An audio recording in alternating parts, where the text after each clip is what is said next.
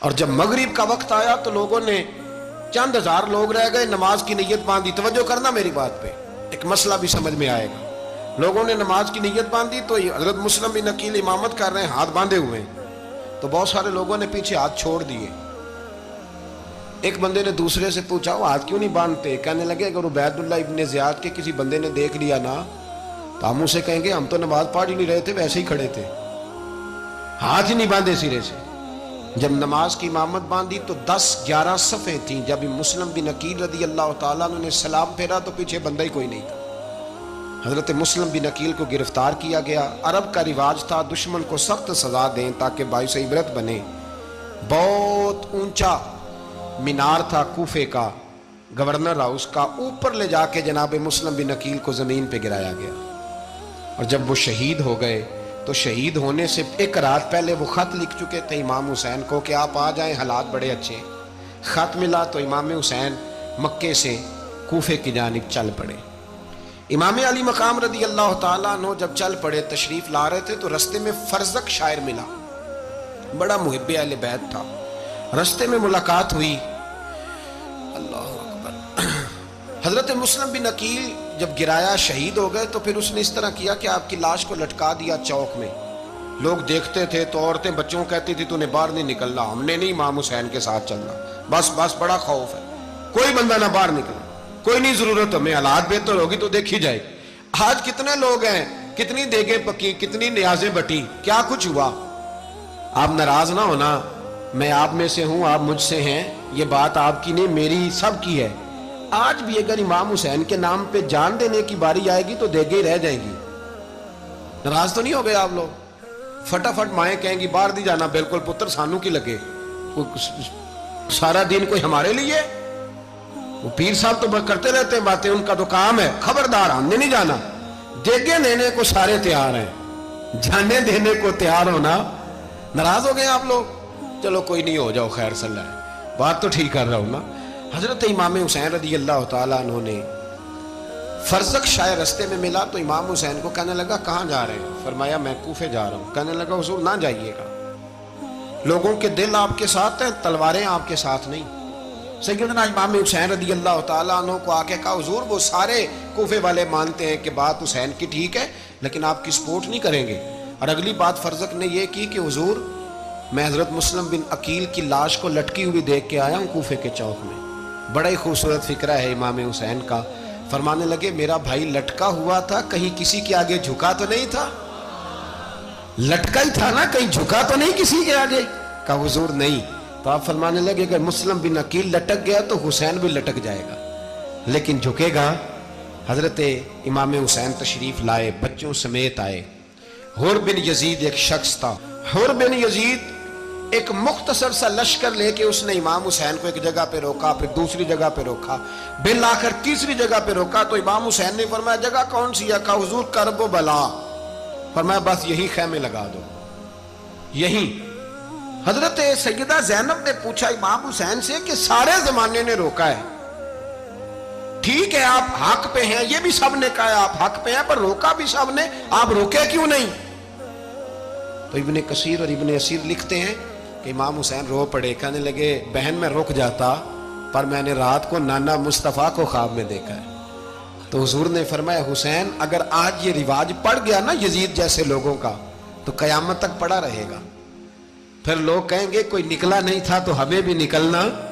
پھر لوگ ظالموں کے سامنے گردنیں جھکانے کے عادی ہو جائیں. میں کہتا رہتا ہوں، کہہ رہا ہوں، کربلا کی جنگ کفر اسلام کی جنگ نہیں، کفر اسلام کی جنگ نہیں کربلا کی. کیونکہ یزید تو بڑا پکا نمازی تھا، خطبہ دیتا تھا. وہ تو جب امام حسین رضی اللہ تعالیٰ عنہ نے کربلا کے میدان میں جمعے کا دن تھا تو یزید کے سامنے کو بات کرنی شروع کی عمر بن سعد کے سامنے. تو عمر بن سعد کہنے لگا حسین زیادہ باتیں نہ کر، ہمارا جمعہ لیٹ ہو رہا ہے، جنگ کے لیے تیار ہو، فٹافٹ آ. اہل بیت نبوت کو قتل کریں گے اور قتل کے بعد پھر نماز پڑھیں گے اور پھر کہیں گے اللہم صلی علی محمد وعلی آل محمد، اسی نماز میں پھر درود بھی پڑھیں گے. یہ کیسا مرتبہ ہے، کیسا انداز ہے. دوستی قاتل سے بھی، مقتول سے یارانہ بھی. امام حسین نے حر بن یزید امام حسین سے کہنے لگا مجھے حکم ہے آپ کو روکنے کا، آپ آگے نہیں جا سکتے. امام صاحب نے فرمایا وجہ زمین اللہ کی ہے. اس نے کہا آپ بیعت نہیں کر رہے, یزید کی حالات آپ کے حق میں درست نہیں ہیں, آپ نہیں جائیں گے. امام روک گئے. ظہر کی نماز کا وقت ہوا تو حضرت علی اکبر امام حسین کے بڑے صاحبزادے, انہوں نے اذان ظہر پڑھی تو حور بن یزید کے لشکر نے امام حسین کے پیچھے نماز ادا کی. کہا بھئی تم مقابلے میں آئے ہو, نماز پیچھے پڑھتے ہو؟ کہا حضور مقابلہ تو تلواروں سے کر رہے ہیں, پر ہمارا دل تو مانتا ہے نا کہ مصطفیٰ کا نواسہ بڑی شان والا ہے. حور بن یزید نے 3 نمازیں لشکر سمیت امام حسین کے پیچھے پڑھی ہیں. 3 نمازیں, ظہر, عصر اور مغرب. پھر امام حسین کے سامنے شرائط پیش کی کہ آپ کو یہاں گھیر لیا گیا ہے, یہاں آپ بیعت کریں گے, یہاں آپ جنگ کریں گے, 2 ہی باتیں. امام حسین نے فرمایا نہیں بھائی, بیعت تو میں نہیں کرتا, اس کے علاوہ تم جو کہتے ہو میں کرنے کو تیار ہوں. اس نے خط لکھا. عبید اللہ ابن زیاد کو ایک بندہ دوڑایا پیچھے کوفے, چند میل پہ کوفہ تھا. کہا وہ نہیں مان رہے, کیا کرنا ہے؟ تو حسین ابن علی ہے, میں زیادہ دیر انہیں روک بھی نہیں سکتا. انہوں نے پیغام دیا حور بن یزید کو کہ کرنا کچھ بھی نہیں, ان کا پانی بند کر دو, بلیک میل کرو, کھانا پانی نہیں ملے گا, چھوٹے چھوٹے بچے ہیں, خود ہی مان جائیں گے. حضرت امام علی مقام کے بارے میں حور کے پاس جب یہ پیغام آیا تو حور کہنے لگا میری طبیعت نہیں مانتی حسین پر پانی بند کرو, دل نہیں مانتا. جب یہ لفظ کہے نا دوبارہ تو پھر عبید اللہ ابن زیاد نے عمر بن سعد کو 10,000 آدمی دے کے بھیجا. کہا حور بن یزید لچک دکھا رہا ہے حسین کے حق میں. ایک رے کا علاقہ تھا, بڑی وہاں فصل ہوتی تھی, لوگ کوشش کرتے تھے وہاں کا گورنر بننے کی, کوشش کرتے تھے. تو عبید اللہ ابن زیاد کہنے لگا تمہیں رے کی گورنری ملے گی, سب سے سرسبز و شاداب علاقہ, تمہیں وہاں کا گورنر بنایا جائے گا اگر حسین کے خلاف لڑو گے. یہ اتنی زبردست ہوتی ہیں گورنریاں کہ گورنریوں کے لیے لوگ نسل رسول کے خلاف بھی نکل آتے ہیں. یہ اتنی تگڑی ہوتی ہیں, اتنی جلدی وفاداریاں بدلتی ہیں. وقت اتنا نہیں کہ میں مزید تفصیل میں جاؤں. امام حسین کو روک لیا گیا, عمر بن سعد نے روک لیا. 1 محرم کو امام آئے, 7 محرم تا روکا گیا, 7 محرم کو پانی بند کر دیا.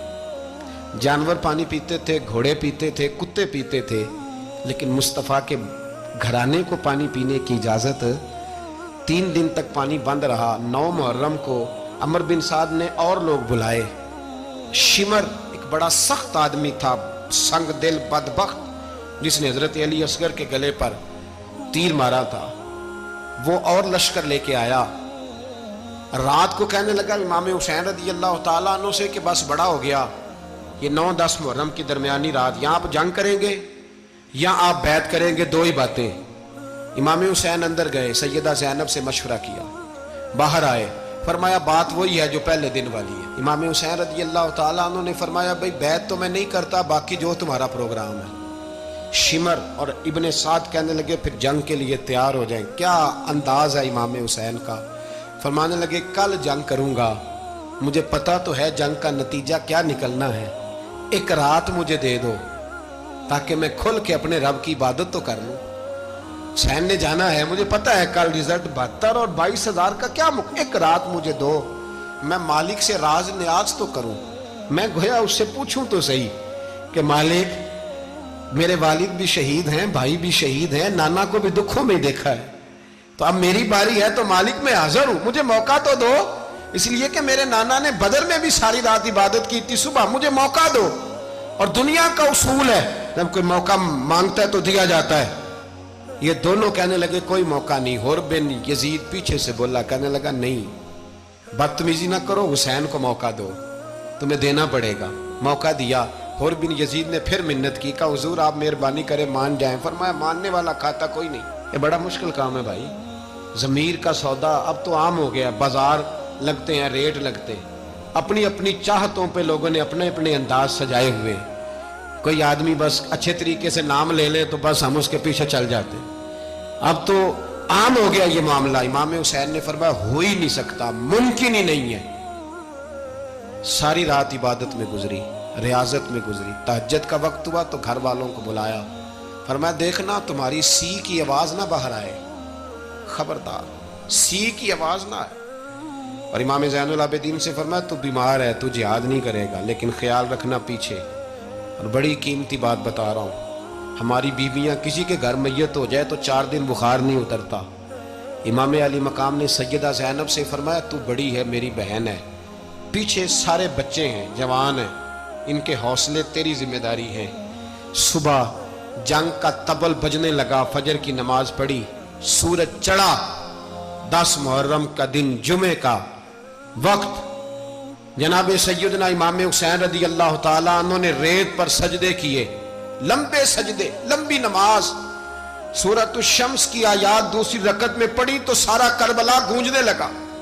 کیا انداز تکلم تھا امام علی مقام کا۔ نماز مکمل ہوئی تو حور بن یزید، عمر بن سعد اور شیمر سے کہنے لگے واقعی حسین سے لڑو گے؟ پتہ نہیں کون ہے۔ قُلْ لَا أَسْأَلُكُمْ عَلَيْهِ أَجْرًا، تم نے نہیں پڑھا إِلَّا الْمَوَدَّةَ فِي الْقُرْبَى، تمہاری آنکھیں بند ہیں، الحسن والحسین سید الشباب اہل جنہ، تمہیں نہیں پتا؟ کہنے لگا چپ کر، حکومت نظر آ رہی ہے۔ اور بن یزید کہنے لگا پھر میرا بھی فیصلہ سنو، مجھے حکومت نہیں چاہیے، مجھے جنت چاہیے۔ حکومت نہیں چاہیے۔ امام حسین کی پہلی فتح دیکھیں، اور بن یزید ایڑی لگا کے نا یزید کے لشکر سے نکل کے امام حسین کے لشکر میں شامل ہو گیا، اور پہلا شخص جس نے امام حسین کو روکا، امام حسین کے نام پر پہلا سر بھی اسی شخص نے کٹایا ہے۔ لیکن یزید کی قبر پہ لعنت بھی کوئی نہیں برساتا، اس کا محل تھا بہت بڑا، لیکن جب لوگ کربلا میں امام حسین کو سلام کرنے جاتے ہیں تو قدموں میں حور بن یزید کا مزار بھی بنا ہوا ہے، اس کو بھی سلامی دی جاتی ہے۔ اور اب ہم اکیلا حور بن یزید نہیں کہتے، ہم کہتے ہیں حور بن یزید رضی اللہ تعالی۔ اب ہم اتنی تعظیم کرتے ہیں اس حور کی۔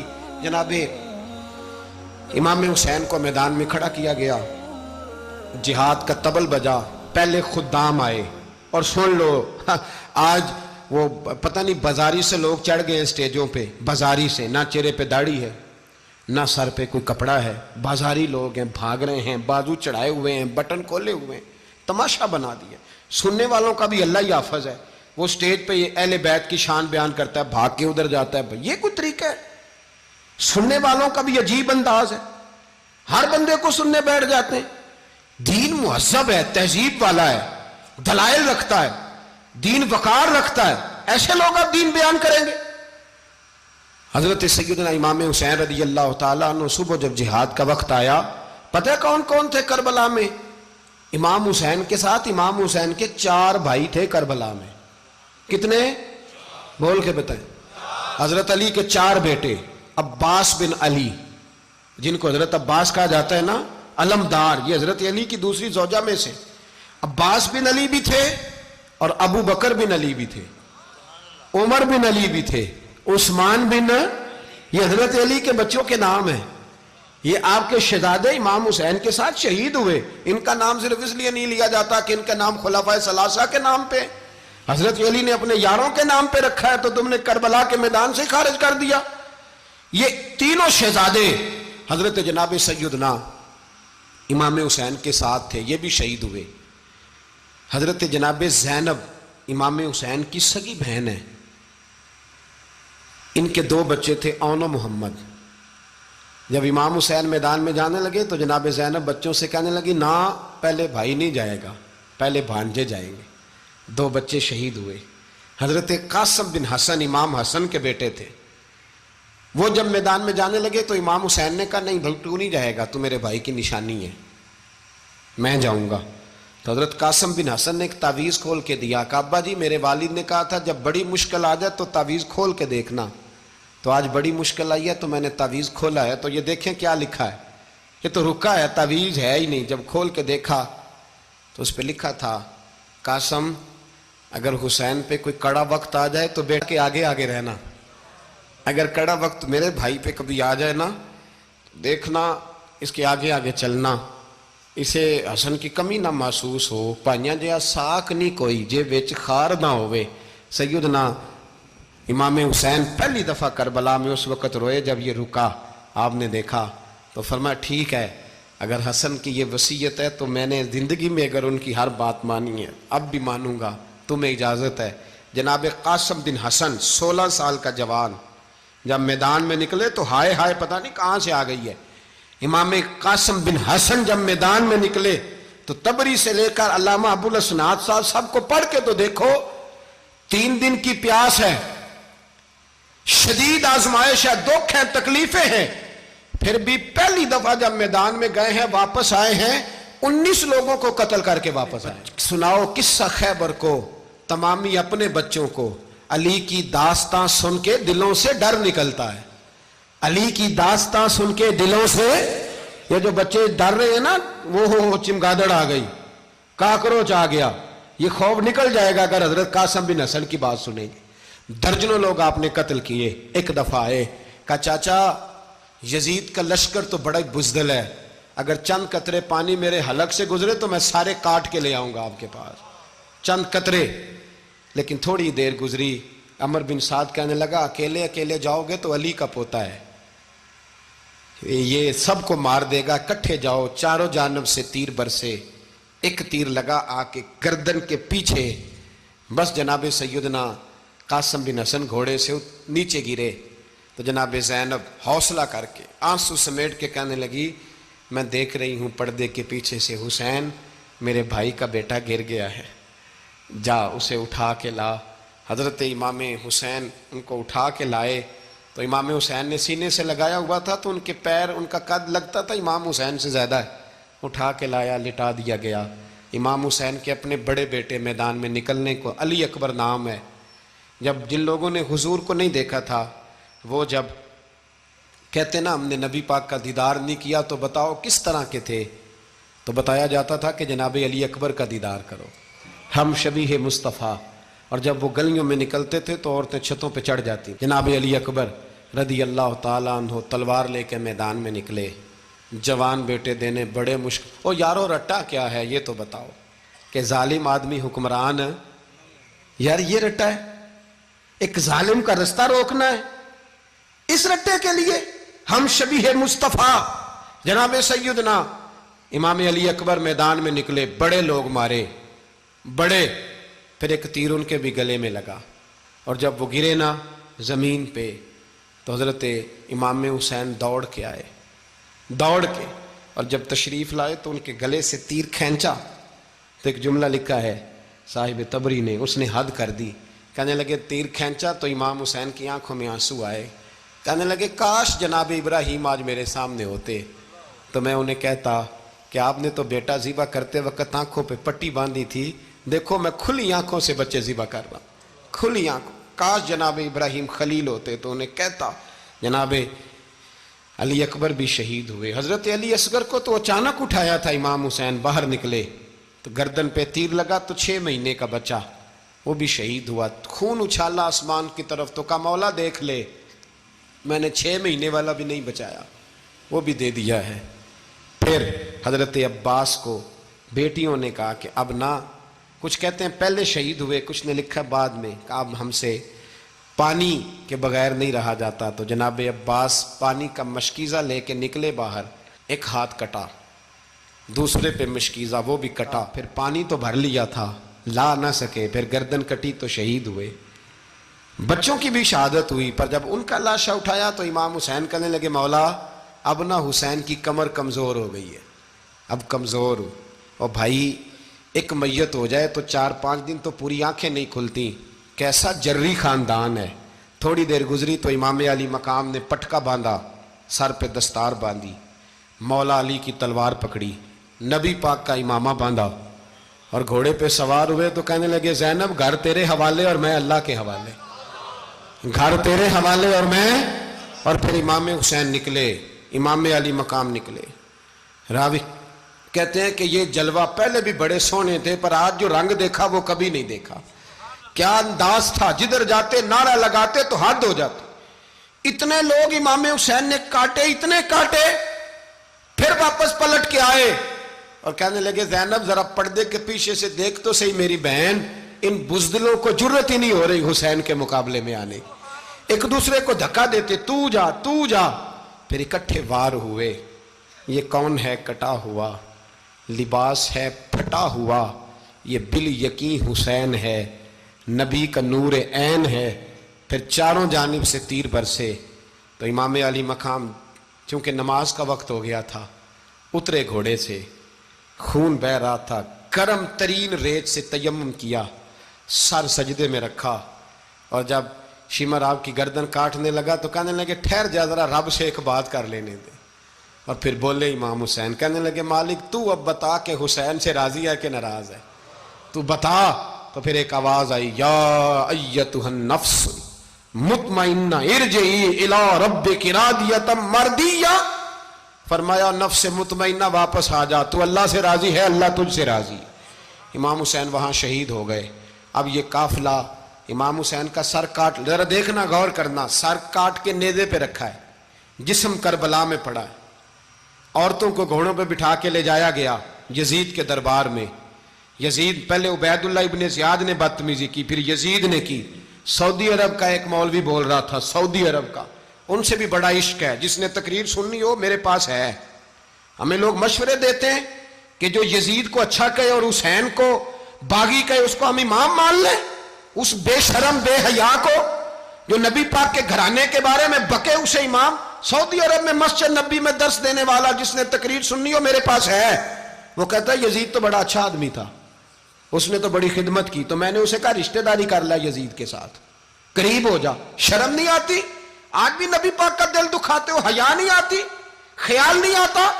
اور لوگ گھر میں بیٹھ کے باتیں کرتے ہیں, کہتے ہیں جی جو بیت اللہ میں ہو وہ بھی برا ہو سکتا ہے. بیت اللہ میں تو 360 بت بھی تھے, وہ اچھے تھے. مدینے میں تو 360 منافق بھی رہے, پوری سورہ منافقون نازل ہوئی, وہ اچھے تھے. عجیب تماشا بنا دیا لوگوں نے مذہب کا. وہ آج بک رہا ہے, آج میرے پاس ویڈیو آئی ہے, کہتا ہے یزید نے تو بڑی خدمت, تو عبید اللہ ابن زیاد نے قتل کیا. بے شرمو, اگر عبید اللہ ابن زیاد نے بھی قتل کیا تھا تو حکومت کس کی تھی؟ بولے, بول کے بتائیں. تو پھر یزید نے عبید اللہ ابن زیاد کو سزا کیوں نہیں دی, بلکہ ایک جگہ 2 گورنریاں دی اس کو, یہ حال کیا. بلکہ سنو جو حدیث پاک میں آتا ہے وہ یہ ہے کہ یزید چھڑیاں مار رہا تھا, چھڑیاں امام حسین کے لبوں پہ. تو نعمان بن بشیر صحابی تھے, بول پڑے, کہنے لگے یزید بدبخت, ہاتھ پیچھے اٹھا, مجھے اللہ کی عزت کی قسم میں نے سینکڑوں بار نبی پاک کو ان ہونٹوں کو چومتے دیکھا ہے.